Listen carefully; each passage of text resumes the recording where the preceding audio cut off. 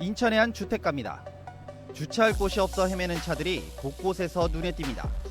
20분 동안 지금 주차를 못 하고 있습니다, 현재.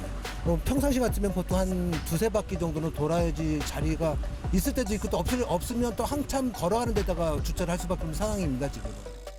주차 공간이 없다 보니 불법 주차한 차량들도 보입니다.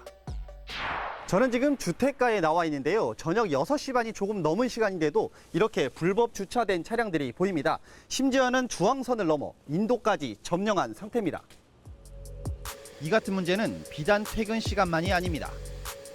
평일 낮 시간에도 주차 문제는 심각합니다. 특히 주택가의 경우 주차 공간이 아닌 갓길이나 대로변 등에 주차한 차량이 대부분입니다.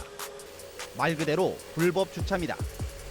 어떤 때는 뭐 좀 싸우는 경우도 있고 또 차를 넘으니 이중주차 하다 보니까 접촉사고를 해가지고 또 뭐 보험 처리 문제로 또 다투는 경우도 있고. 이 같은 문제는 결국 주차장 부족에서 일어나는 일입니다.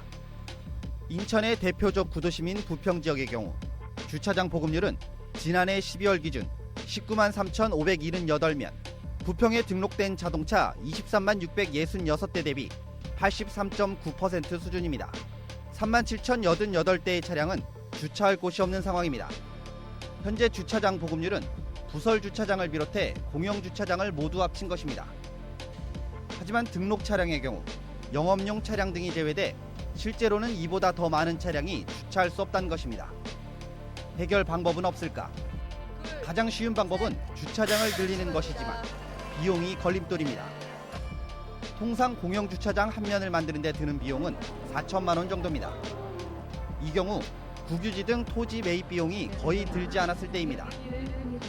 반면 공공기관 유휴 부지의 경우 매입 비용이 발생하기 때문에 8천만 원 이상 비용이 발생합니다. 민간 부지의 경우에는 더 많은 비용이 발생할 수 있어 민간 부지는 대부분 매입하지 않고 있습니다.